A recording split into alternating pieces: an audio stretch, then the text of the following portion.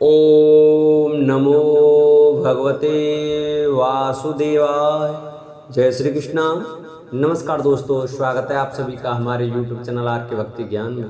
प्रिय भक्तजनों, आज की वीडियो में आप सुने कामका एकादशी व्रत कथा। इस कथा को श्रवण करने मात्र से ब्रह्म हत्या का पाप दूर होता है और भगवान विष्णु हमारी सभी मनोकामनाएं पूरी करते हैं। आइए भक्तों, कथा को श्रवण करते हैं। उससे पहले जो भक्त हमारे चैनल पर नए आए हैं, जिन्होंने अभी तक चैनल को सब्सक्राइब नहीं किया है, वो हमारे चैनल को सब्सक्राइब करें, वीडियो को लाइक करें और कमेंट में ओम नमो भगवते वासुदेवाय अवश्य लिखें। बोलो विष्णु भगवान की जय, बोलो एकादशी माता की जय। कामका एकादशी का महत्व। अर्जुन ने कहा, है प्रभु, मैंने आषाढ़ माह के शुक्ल पक्ष की देवशयनी एकादशी का सविस्तार वर्णन सुना। अब आप मुझे श्रावण माह के कृष्ण पक्ष की एकादशी की कथा सुनाने की कृपा करें। इस एकादशी का नाम क्या है, इसकी विधि क्या है, इसमें किस देवता का पूजन होता है, इसका उपवास करने से मनुष्य को किस फल की प्राप्ति होती है। भगवान श्री कृष्ण ने कहा, है श्रेष्ठ धनुधर, मैं श्रावण माह की पवित्र एकादशी की कथा सुनाता हूँ, ध्यान पूर्वक श्रवण करो। एक बार इस एकादशी की पावन कथा को भीष्म पितामह ने लोकहित के लिए नारद जी से कहा था। एक समय नारद जी ने, हे पितामह, आज मेरी श्रावण के कृष्ण पक्ष की एकादशी की कथा सुनने की इच्छा है, अतः आप इस एकादशी की व्रत कथा विधान सहित सुनाइए। नारद जी की इच्छा को सुन पितामह भीष्म ने कहा, हे नारद जी, आपने बहुत ही सुंदर प्रस्ताव किया है, अब आप बहुत ध्यानपूर्वक इसे श्रवण कीजिए। श्रावण माह के कृष्ण पक्ष की एकादशी का नाम कामका एकादशी है। इस एकादशी की कथा सुनने मात्र से ही वाजपेयी यज्ञ के फल की प्राप्ति होती है। कामका एकादशी के उपवास में शंख चक्र गदाधारी भगवान विष्णु का पूजन होता है। जो मनुष्य इस एकादशी को धूप दीप नैवेद्य आदि से भगवान विष्णु की पूजा करते हैं, उन्हें गंगा स्नान के फल से भी उत्तम फल की प्राप्ति होती है। सूर्य ग्रहण और चंद्र ग्रहण में केदार और कुरुक्षेत्र में स्नान करने से जिस पुण्य की प्राप्ति होती है, वह पुण्य कामका एकादशी के दिन भगवान विष्णु की भक्ति पूर्वक पूजा करने से प्राप्त हो जाता है। भगवान विष्णु की श्रावण माह में भक्ति पूर्वक पूजा करने का फल समुद्र और वन सहित पृथ्वी दान करने के फल से भी ज्यादा होता है। व्याप्ति पात में गंडकी नदी में स्नान करने से जो फल प्राप्त होता है, वह फल भगवान की पूजा करने से मिल जाता है।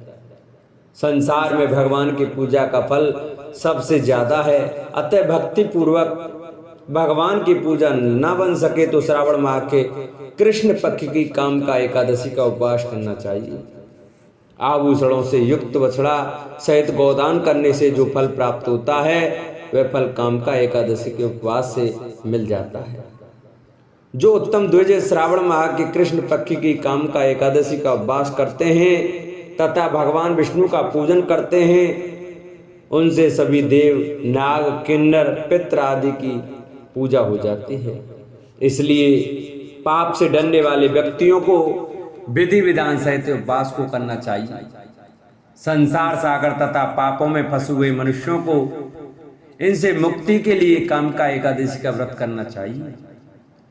कामका एकादशी के उपवास से भी पाप नष्ट हो जाते हैं। संसार में इससे अधिक पापों को नष्ट करने वाला कोई और उपाय नहीं है।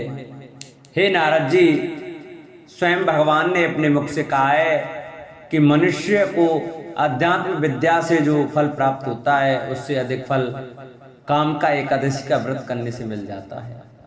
इस उपवास के करने से मनुष्य को न यमराज के दर्शन होते हैं और न ही नरक के कष्ट भोगने पड़ते हैं। वह स्वर्ग का अधिकारी बन जाता है। जो मनुष्य इस दिन तुलसी दल से भक्ति पूर्वक भगवान विष्णु का पूजन करते हैं, वे इस संसार सागर में रहते हुए भी इस प्रकार अलग रहते हैं जिस प्रकार कमल पुष्प जल में रहता हुआ भी जल से अलग रहता है। तुलसी दल से भगवान श्री हरि का पूजन करने का फल 1 बार स्वर्ण और 4 बार चांदी के दान के फल के बराबर है। भगवान विष्णु रत्न मोती मणि आदि आभूषणों की अपेक्षा तुलसी दल से अधिक प्रसन्न होते हैं। जो मनुष्य प्रभु का तुलसी दल से पूजन करते हैं उनके सभी पाप नष्ट हो जाते हैं। हे नारद जी, मैं भगवान के प्रिय श्री तुलसी जी को प्रणाम करता हूँ। तुलसी जी के दर्शन मात्र से मनुष्य के सभी पाप नष्ट हो जाते हैं और शरीर के स्पर्श मात्र से मनुष्य पवित्र हो जाता है। तुलसी जी को जल से स्नान कराने से मनुष्य की सभी यम यातना नष्ट हो जाती हैं। जो मनुष्य तुलसी जी को भक्ति पूर्वक भगवान के श्री चरण कमलों में अर्पित करता है उसे मुक्ति मिलती है। इस काम का एकादशी की रात्रि को जो मनुष्य जागरण करते हैं और दीपदान करते हैं उनके पुण्यों को लिखने में चित्रगुप्त भी असमर्थ है। एकादशी के दिन जो मनुष्य भगवान के सामने दीपक जलाते हैं उनके पितर स्वर्ग लोक में अमृत का पान करते हैं। भगवान के सामने जो मनुष्य घी या तिल के तेल का दीपक जलाते हैं उनको सूर्य लोक में भी सहस्त्रों दीपकों का प्रकाश मिलता है। काम का एकादशी व्रत कथा। एक गांव में एक वीर क्षत्रिय रहता था। एक दिन किसी कारण बस उसकी ब्राह्मण से हाथापाई हो गई और ब्राह्मण की मृत्यु हो गई। अपने हाथों मरे गए ब्राह्मण की क्रिया उस क्षत्रिय ने करनी चाहिए, परंतु पंडितों ने उसे क्रिया में शामिल होने से मना कर दिया।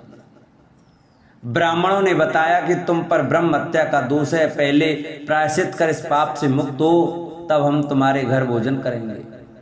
इस पर क्षत्रिय ने पूछा कि इस पाप से मुक्त होने के क्या उपाय हैं? तब ब्राह्मणों ने बताया कि श्रावण माह की कृष्ण पक्ष की एकादशी को भक्ति भाव से भगवान श्रीधर का व्रत एवं पूजन कर ब्राह्मणों को भोजन करा के सदक्षिणा के साथ आशीर्वाद प्राप्त करने से इस पाप से मुक्ति मिलेगी।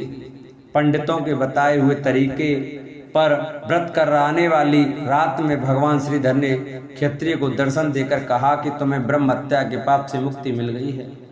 इस व्रत के करने से ब्रह्म हत्या आदि के सभी पाप नष्ट हो जाते हैं और इहलोक में सुख भोग कर प्राणी अंत में विष्णु लोक को जाते हैं। इस काम का एकादशी के मातम के श्रवण व पठन से मनुष्य स्वर्ग को प्राप्त करते हैं।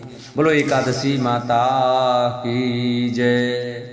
जिन भक्तों को हमारी काम का एकादशी की व्रत कथा अच्छी लगी हो वो हमारी वीडियो को ज़्यादा से ज़्यादा शेयर करें, जिससे और भी भक्त हमारी काम का एकादशी की व्रत कथा श्रवण कर सकें। जिन्होंने चैनल को सब्सक्राइब नहीं किया है वो चैनल को सब्सक्राइब करें, वीडियो को लाइक करें और कमेंट में ओम नमो भगवते वासुदेवाय, ओम लक्ष्मी नारायण नमः अवश्य लिखें। बोलो विष्णु भगवान की जय।